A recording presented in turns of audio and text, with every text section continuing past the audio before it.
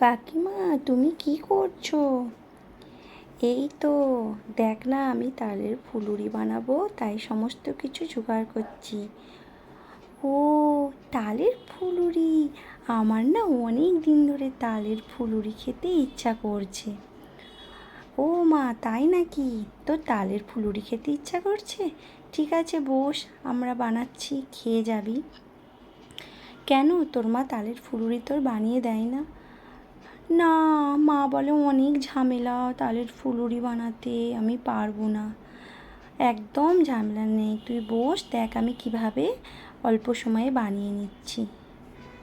ঠিক আছে, দেখছি। সমস্ত উপকরণগুলো দেখ, একে একে সব নিয়ে নিলাম। এবার তালের পিউরিটা দিলাম এবং ভালো করে এবার মেখে নেব।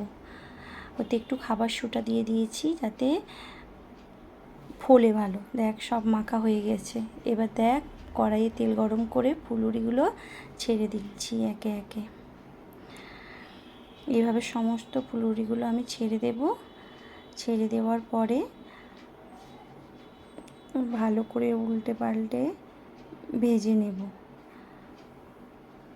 এক পিঠটা হয়ে গেলে অন্য পিঠটা এভাবে ভেজে নেব। দেখছিস তো? হ্যাঁ হ্যাঁ, দেখছি। একেবারে অন্য পাত্রে তুলে নিলাম।